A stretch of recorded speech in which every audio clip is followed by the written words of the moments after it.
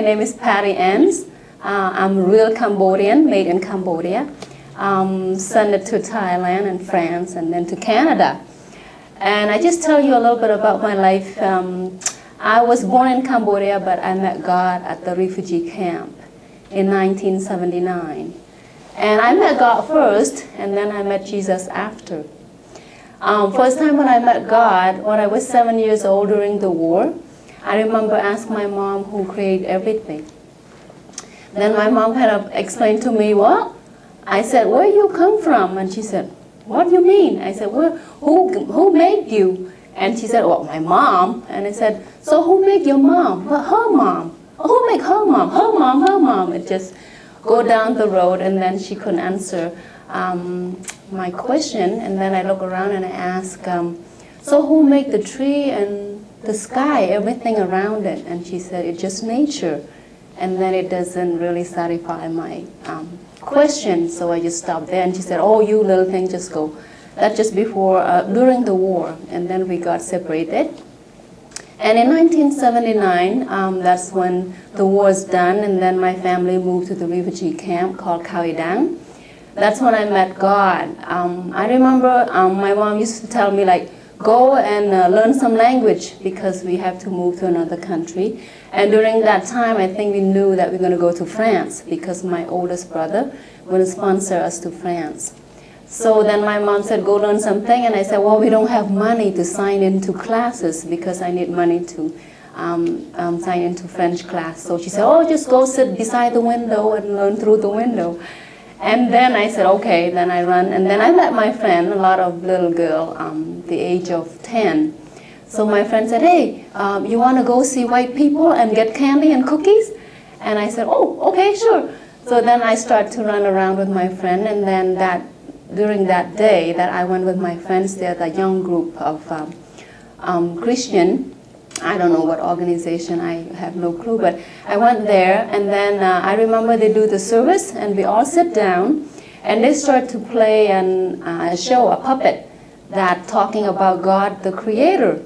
And then the young people start to tell in English, and then there's translator. There's a God who made everything and create a human and the rest of it. And that's all I heard, God the Creator who made me.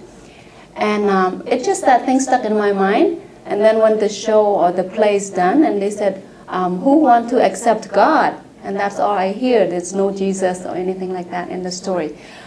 So I just, the teacher said, pick up your hands and follow me to another room. So then when they're done, I pick up my hands, I want to accept God. And that's how it started. And then during that time, I just go to church, but I don't know I'm a sinner. I don't know I'm going to go to hell. I have no clue. I know I'm not killing anybody, so I'm not a sinner. And then at the age of 12, I moved to France and lived with my mom for maybe 4 years in a province. And during every summer, my mom used to send me to Paris to visit my brother. And during that year, when I went back with my sister to Paris, that's when I heard the good news about salvation. And I think I was 16 years old when I met Jesus. And between that I met Jesus, there's a Catholic French pastor who used to come and pick us, to take us to church. And I see the difference between the relationship the Catholic have and the Protestants. It's different. So we see something like not right. It's not like at the refugee camp at all. It's different. So one time I remember when the pastor wanted to come and pick us to take us to the church on Saturday, I hide behind the door and then tell my mom, just say, we're not home, we're not home. So we did that like 2-3 times, and then the pastor stopped coming. And that's how we start to have a relationship in a Protestant way. And then I met Jesus in Paris at Boulogne's church. That's how it started. And because of the missionary, the young missionary that did during 1979, it's changed my life. We are working in Cambodia since 2000. Every time we go back to Cambodia, I would kind of looking forward to meet someone new, doesn't know the Lord, but honest, to work for me, to help me around the house. 2 years ago, we met a young lady, her name is Sophia, And so Pierre was a young girl and started to work at the factory sewing factory store, or I think that's what you call it, factory, sewing factory. She'd been working from 12 years old to, I met her when she was like 19. During that time, she had a hard time and she just wanted to end her life. But before she kind of wanted to end her life, she wanted to come to the city. That's when the other lady that I met at the hair shop introduced me to this young lady. So the hairdresser lady bring the young lady to my house, and I interview her, and she have nothing to do with Christianity at all. But during that time when she lived with us, I remember the first night she said, "Big sister," that's how Asian called elder people. "I'm really scared." And I asked her why. "Well, I'm scared of the ghost, and I'm scared to sleep alone. So I don't know what to do. Can you open the door or something?" And then I kind of called her to a side and talked to her. "Can I pray for you?" And she said, "Okay, sure." So then I started to pray for her, ask God to protect her, and that Jesus would live in this room and chase all the spirit away and things like that, and give Superior a good rest. And then she spent the night. I said, "Is it okay?" And she said, yeah.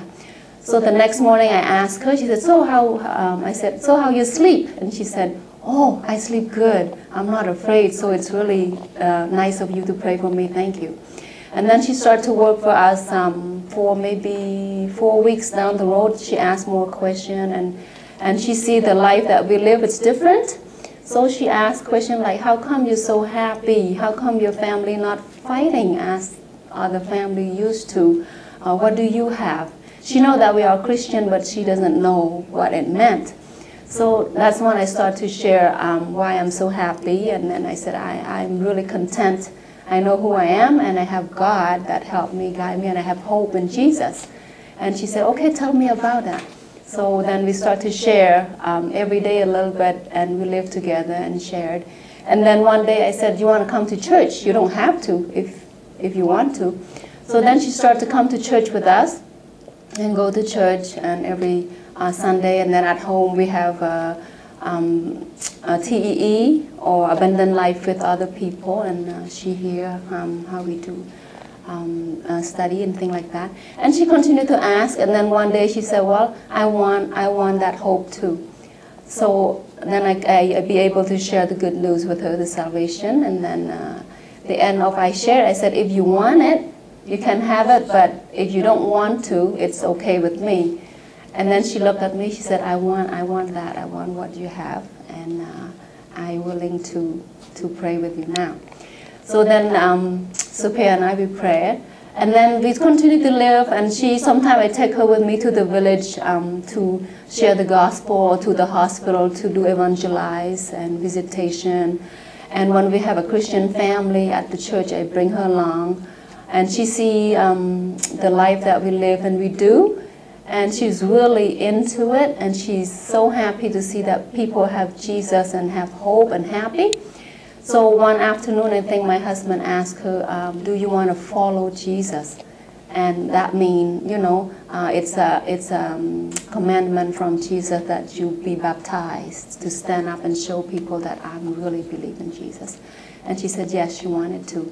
So maybe, I think a year and a half ago that she is baptized with David at a village in like Yakipan.